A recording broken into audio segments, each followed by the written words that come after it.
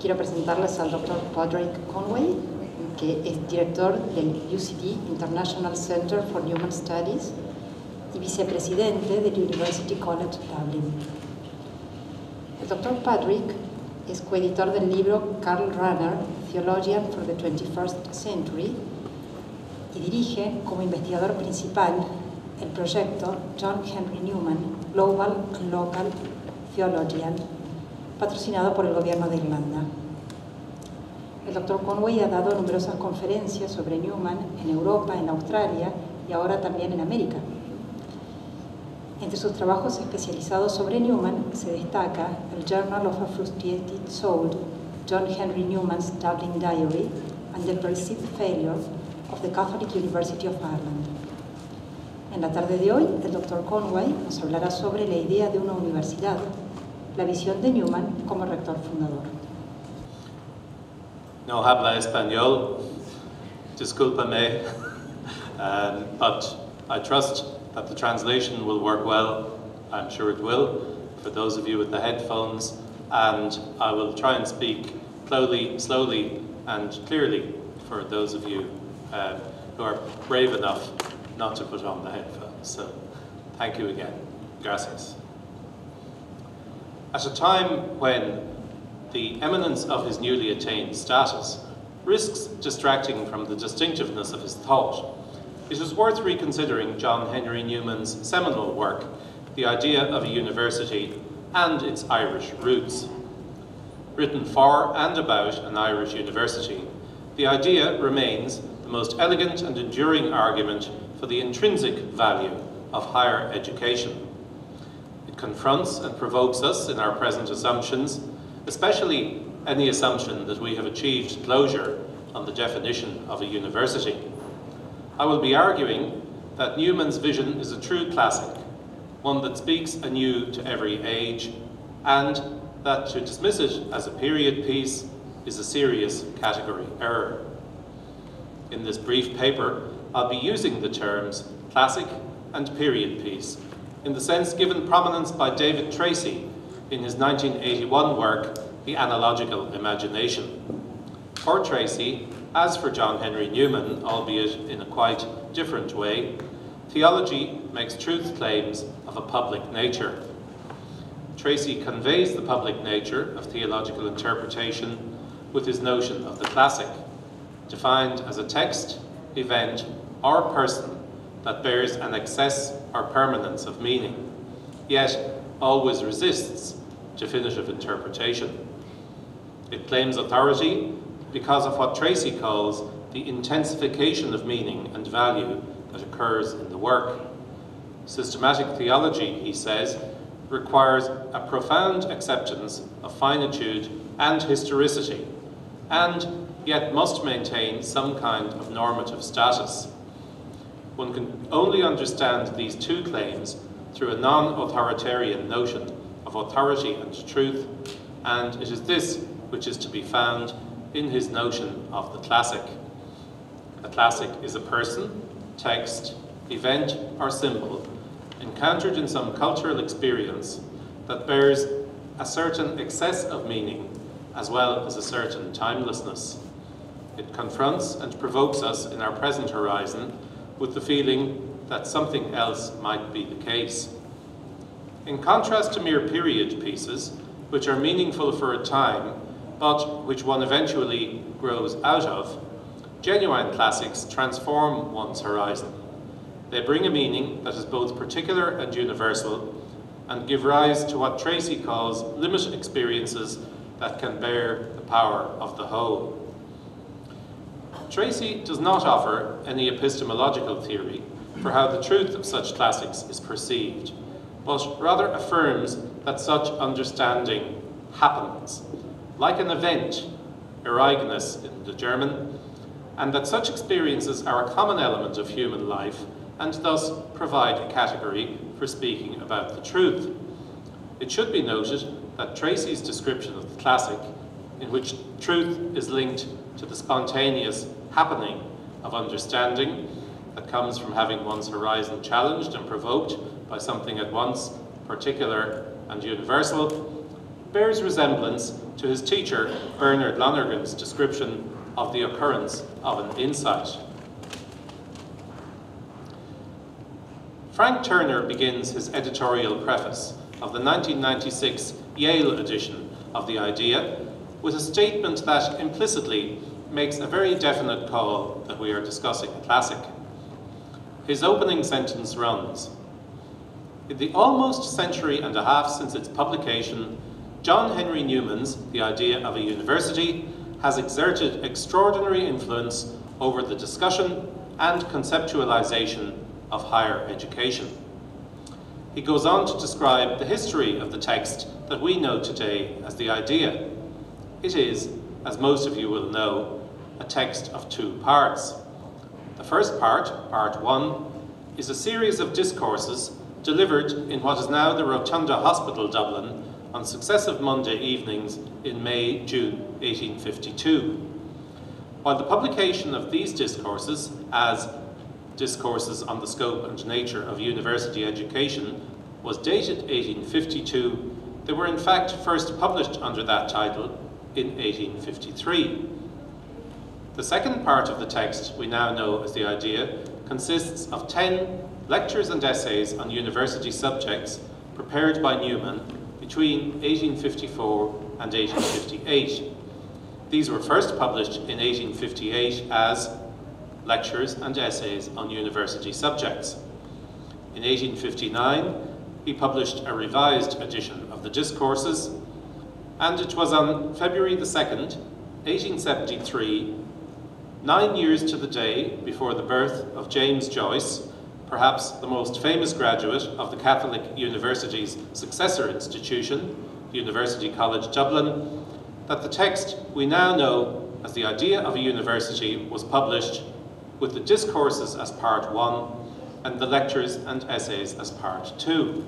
Its full title was The Idea of a University, Defined and Illustrated, 1 in 9 discourses delivered to the Catholics of Dublin, and 2 in occasional lectures and essays addressed to members of the Catholic University.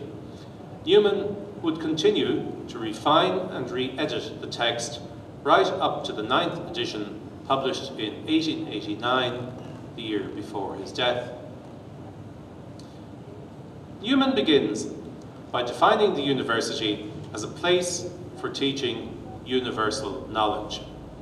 He moves very quickly to the question of the necessity of a Catholic university. I should say at the outset that many people are surprised when they actually read The Idea to find that the first 3 discourses all contain the word theology in the title.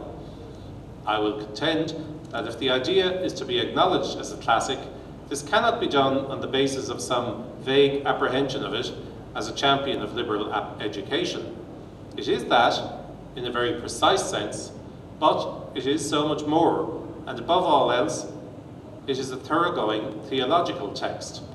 Its status as a classic or period piece stands or falls with that acknowledgement. So, after arguing for the necessity of a Catholic university, Newman does indeed argue that therein the sons of the Dublin Catholics should receive a liberal as opposed to a professional education. This sentiment is captured most powerfully in the title of his 5th discourse, Knowledge is its own end. In the final 2 discourses, Newman treats of the relationship between religious authority and secular subjects such as literature, history, and science. When Archbishop Paul Cullen had invited Newman to offer his discourses, he had made it clear that these lectures were to be against mixed education, that is, the education together of Catholic and Protestant Christians.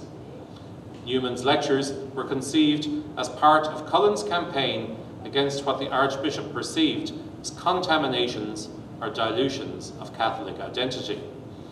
But Cullen's brief to Newman presupposed the concerns of one side of a deeply divided hierarchy. This division was to bedevil Newman's efforts for the entirety of his time in Ireland.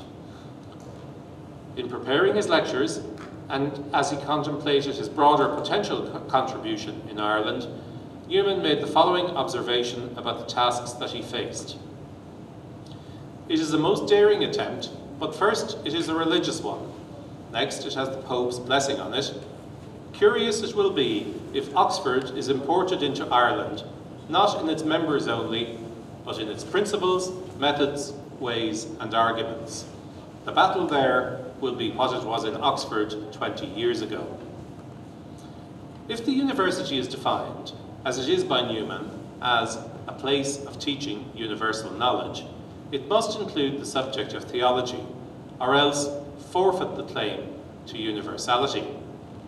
Newman has in mind here not only the godless Queen's Colleges proposed for Ireland, but also the University of London. But for Newman, this polemic also presupposes a point of principle concerning the truth-claiming nature of theology. Newman fears that religion, as it manifested its presence in contemporary discourse, was being reinterpreted and reduced to a matter of feeling, emotion, or opinion. For Newman, religion is concerned with truth. Hence, it merits a place in the university as a disciplined field of study. It can be excluded only by an ideological hostility to religion or by a liberal sellout of truth claims. In arguing for a distinctively Catholic university, Newman argues that unlike Protestant, secular, or mixed universities, a Catholic university will teach the Catholic doctrine of God and can therefore make a claim to teach universal knowledge that these other universities cannot match. In particular, those universities that do not teach theology, and here he's particularly envisaging the University of London, founded in 1836 with no religious test or theology faculty, they are not fully universities because of their omission of such an important branch of knowledge. As we should see throughout what we might call Newman's theological realism, his insistence that theology was a science with a real body of knowledge as its object underpins all that he has to say in the idea of a university. And it should be noted alongside the foregoing that Newman is not claiming a special status for theology as Queen of the Sciences, such as it had in the medieval university. Also at Newman's university, the medieval concept of the liberal arts was modified by the inclusion of both science and theology. For Newman, theology is the most important branch of study from the point of view of knowledge, but not necessarily of education. Now, Newman's end is not culture in the sense which we now understand it, but rather, as he states unequivocally in the preface to the discourses, it is that real cultivation of mind which enables a person to have a connected view or a connected grasp of things, and which manifests itself in good sense, sobriety of thought, reasonableness, candour, self-command, and steadiness of view. It is the force, the steadiness, the comprehensiveness and versatility of intellect, the command over our own powers, the instinctive, just estimate of things as they pass before us, that is the object of a liberal education. And this liberal education has a distinctively useful function, for it gives the recipient the faculty of entering with comparative ease into any subject of thought, and of taking up with aptitude any science or profession. That only is true enlargement of mind, which is the power of viewing many things at once as one whole, or referring them severally to their true place in the universal system, of understanding their respective values and determining their mutual dependence. Possessed of this real illumination, the mind never views any part of the extended subject matter of knowledge without recollecting that it is but a part, or without the associations which spring from this recollection. It makes everything in some sort lead to everything else.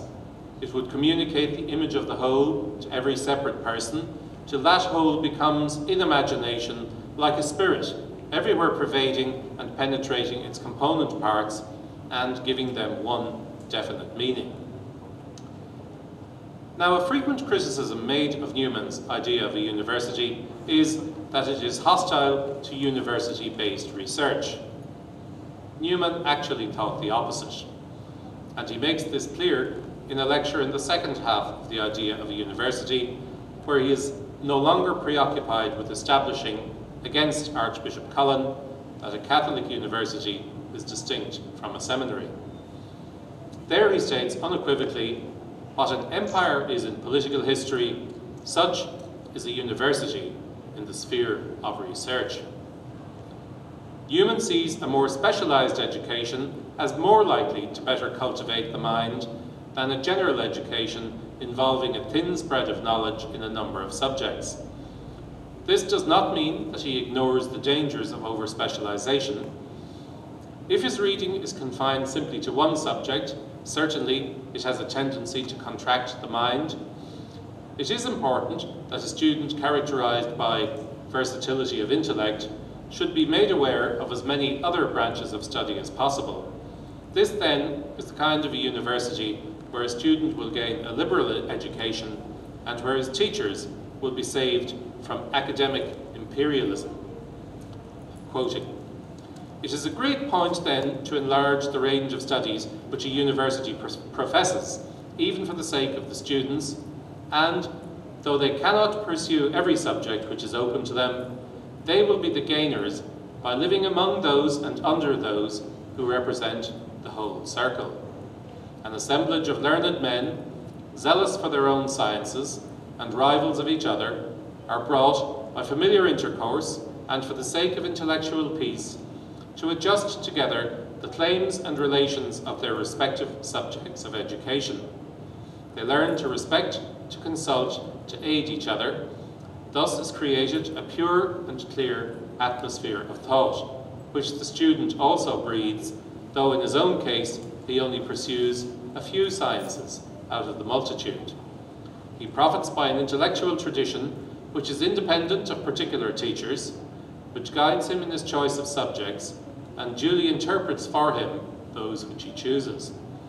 He apprehends the great outlines of knowledge, the principles on which it rests, the scale of its parts, its lights and its shades, its great points and its little, as he otherwise cannot apprehend them.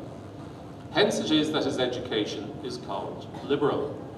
A habit of mind is formed which lasts through life, of which the attributes are freedom, equitableness, calmness, moderation, and wisdom, or what I have ventured to call a philosophical habit.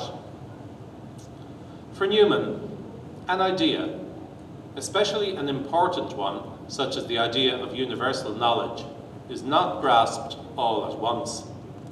The mind needs time to digest its complexities and to consider the idea from a variety of perspectives. In the case of universal knowledge, which is the concern of the university community, the university's various disciplines need the equilibrium offered by their interrelationship with other traditions of perspective. While criticising the theological failings of non-Catholic universities, secular and Protestant alike, Newman contends that they can provide models for other types of education. This enables Newman to draw on his Oxford experience. In addition, on this point, we should note his editorial instruction when installed as rector of the Catholic University that the first issue of his projected University Gazette should be concerned with the history of the rise of the university, and that its tone should be not controversial but courteous to opponents and Queen's colleges. Newman was convinced that a university should provide liberal learning rather than vocational or professional instruction. University education, by definition, is different from either of the latter for Newman, as we have seen. The purpose of university education is expansion of outlook, turn of mind, habit of thought, and civic and social capacity. Newman discusses what a university may do as a university and what the Roman Catholic faith may do as true religion. Newman sees the university as a human institution that may and should produce a better human being, as set out above, But it is not, and never can be, an institution that can fundamentally transform fallen, sinful human beings. The university can produce, through liberal learning, the person Newman describes as the gentleman. To become a gentleman, however, is not to rise above the natural fallen state of man. The gentleman is not to be confused with the Christian. The person of real moral virtue, as opposed to however talented a gentleman, can only be produced through the teaching, faith, and practice of the Roman Catholic Church. The idea that liberal knowledge has as its end to make men better, Newman will not for an instant allow.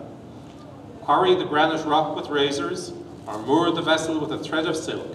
Then you may hope with such keen and delicate instruments as human knowledge and human reason to contend against those giants, the pride and passion of man. In his introduction to the Yale edition of the idea, Frank Turner correctly calls attention to a sometimes confusing tension in the 9 discourses. For Newman, the world of knowledge pertains to the natural man and his participation in society. The university must teach such knowledge. But the Catholic University understands such knowledge as pertaining only to life on this earth and not to the ultimate good of a human soul in eternity. Throughout the 9 discourses, Newman oscillates between these 2 perspectives, sometimes addressing purely natural issues and sometimes addressing supernatural issues pertaining to the soul, and neither are his transitions always obvious. Newman, on the whole, and particularly for his time, takes a most positive view of the knowledge that is to be taught in university, while at the same time warning that it should not displace in the human imagination the necessity of receiving salvific knowledge through the Church. The distinctive feature of a Catholic university is that by its very nature, it will prevent students from confusing what Turner calls the excellent ends of higher education with the still higher ends of true religious faith. It should be noted, however, that nothing in the foregoing gainsays the autonomy of individual disciplines within their own spheres. It is a question, rather, of Newman's overall theological framework and how this influences and shapes his thinking on university education. This is worth keeping in mind when one reflects, for example, on contemporary debates in the science-religion space.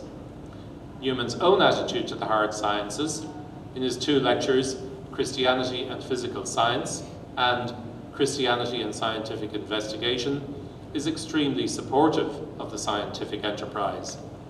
Unlike many Christians of his day and ours, Newman sees little of any reason for conflict between science and religion properly understood. God is the author of both modes of knowledge, so there should be no fundamental disagreement. Scientists and theologians should tend to their own spheres and not intrude upon one another's intellectual territory. Newman contends explicitly that many scientists are critical of religion because theologians have often overstepped the mark. He criticizes in particular Protestant efforts to seek knowledge of nature from reading the Bible. Moreover, Newman believes that such errors as might arise from allowing high levels of autonomy to science and other secular subjects will be temporary and, in time, corrected by the exercise of the same freedom.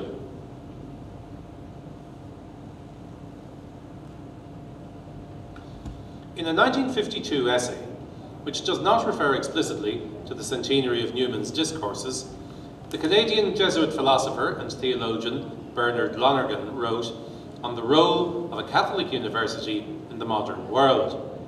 Much of what he said was influenced by his work in progress on his magnum opus, Insight.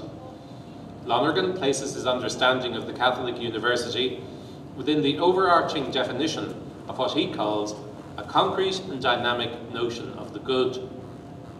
Lifting straight from the classic Thomist definition, bonum est quod omnia appetant, he states that the good is the object of desire. Moving to matters of more direct concern to those of us in this room, he states in robust language that a university is a reproductive organ of cultural community. Its constitutive endowment lies not in buildings or equipment, civil status or revenues, but in the intellectual life of its professors. In language which echoes Newman, Lonergan states that Catholic and secular universities exercise the same function, but do so under different conditions and with different problems. The secular university is caught in the ambiguities of civil and cultural development and decline. The Catholic university is armed against the world through the supernatural virtues of faith, hope and charity. It should be stated that Lonergan is talking primarily about their potential to liberate Catholic universities from worldly concerns, rather than stating that such is always the case. This is made even more obvious when he goes on to consider the fate of the Catholic intellectual historically. From the schools of Alexandria and Antioch, through the medieval universities, to Pascendi and Humani Generis, Catholic intellectuals have been discounted as doubtful blessings. Praise is given to St. Thomas because of his merits. It is concentrated upon him because one finds it a little difficult to be so outright in praising so many others. Lonergan concludes his reflections with an explicit reference to the fresh significance of Newman's idea, because the man studied by the empirical sciences is also man as the cooperative or uncooperative recipient of divine grace. The integration of the sciences requires theology. On February 17, 2001, in a lecture at Newman College, University of Melbourne, to mark the bicentenary of the birth of John Henry Newman, which occurred 4 days later, George Pell delivered a lecture entitled Theology and the University. In that lecture, he launches straight into the claims for hard knowledge, his term, on the part of theology in Newman's second discourse. Theological truth is more certain than even mathematical truth on account of the giver. Pell doesn't miss the opportunity to fire a shot across the bows of contemporary theology, saying that it is a mark of where contemporary theological discussion has come to, that many would be embarrassed by such a frank statement of faith in the decisive quality of revelation. He goes on to argue, taking a very particular view of Newman's statements on there being no necessary opposition between scientific knowledge and revealed truth, that while the Church fears no knowledge, Newman's words, secular society often fears the Church. This is because they emphasize truths about given questions, the humanity of the unborn child, the humanity of the old, disabled and sick, the wrongness of unjust working conditions, that many in our society would prefer to disregard. Drawing on his considerable knowledge of late antiquity, he cites the example of Julian the Apostate to illustrate how education needs faith if it is not to become a false philosophy and a spurious religion. Without explicit reference to Newman's writings on the relationship with the sciences, Pell does make the Newmanesque observation that where conflict arises, it is frequently to do with the admissibility of theology as a genuine branch and religion as a genuine part of the subject matter of knowledge. The exclusion of theology is not demanded by the sciences following their own methods. If any field of knowledge is hostile to theology and religion, it is because of what Newman terms its being infected by a private judgment. Pell correctly identifies and emphasizes that strain in Newman which rejects a fundamental identification of religion with feeling rather than knowledge, a tendency which he traces to the Reformation and whose paradigm exemplar in the generation prior to him would have been Friedrich Schleiermacher, who grounded his theology in a feeling of absolute dependence or createdness, Geschaffenheit. The Vatican II Constitution on Divine Revelation, Dei Verbum, spoke of revelation occurring gestis verbisque, in words and in deeds. This distinguished it from the propositional and, in practice, exclusively verbal model of Vatican I. Pell puts himself firmly in the Vatican I camp when he states baldly, "Religion's main purpose is knowledge, knowledge of God. Theology and religion are about knowledge, not therapy." He goes on to draw the by now familiar conclusion that a university that claimed to teach universal knowledge, but which excluded the foremost field of knowledge, would make its own claim absurd. In the Cambridge Companion to John Henry Newman, published in 2009, Gerard Loughlin contributes an essay entitled Theology in the University. Drawing on Bill Reading's work, The University in Ruins, as well as the work of Stanley Fish and Alistair MacIntyre, Loughlin paints an all too familiar picture of the university in crisis. Readings summarises our plight by saying that the University of Excellence has replaced the University of Culture. Since excellence is a null category, it inevitably ends up answering to the call of global capital, which turns all it touches into the means of its own acceleration. Stanley Fish takes this assertion and turns it on its head by agreeing that the Enlightenment project is vanquished, but saying that now all truth, as well as all falsehood, may be spoken. So this is, in effect, a challenge to truth and its champions to come up with better and more persuasive arguments. As Loughlin points out, this echoes a point of Newman himself when he says that the great advantage of an age where unbelief speaks out is that faith may speak out too. The theologian Stanley Hauerwas, however, takes Fish to task for complacency, saying that his blithe acceptance of the postmodern status quo of a university without a governing idea leads inevitably, and in fact, to a university without questioning. As he concludes, Loughlin again cites readings on the university as a dissensual community, one where traditions of inquiry are pursued beside one another, in dialogue with one another, but without the illusion of transparent communication or an identity already achieved. He will not use Newman's terminology of the university as a place where truth is pursued, but his assertion that the business of the university is evaluation, judgment, and self-questioning recalls Newman on the cultivation of discernment. Newman imagined a university in pursuit of universal knowledge and truth. This was not, however, Loughlin correctly asserts, the universality of the Enlightenment, where universal knowledge is captured encyclopedically by a knowing Cartesian subject. Newman appeals to an older tradition that looked to know the universe, and through it, the universe's creator, who alone has universal knowledge. The pearl of wisdom residing in this formulation is that unity resides in that which is sought, not in those who seek. We, as university people, are participants in a science of learning whose ultimate objects and outcomes always exceed us. This tradition, of which Newman is an exemplar, is a rebuff to human pride, but not, very importantly, in any way a denial of human reason.